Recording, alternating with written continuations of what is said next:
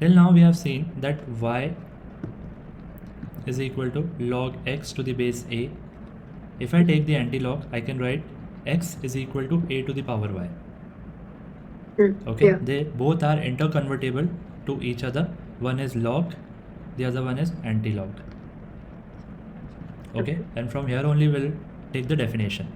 Definition is logarithm of a number is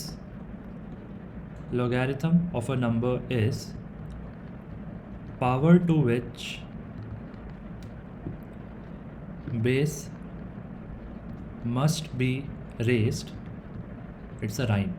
Okay, power to which base must be raised to get the number.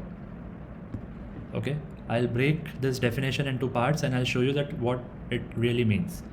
We are finding logarithm of x. Okay, do Yeah. you agree on that? Yes. Log x means we are finding logarithm of x. Okay, logarithm of x to this base is y. Is that clear? Yeah.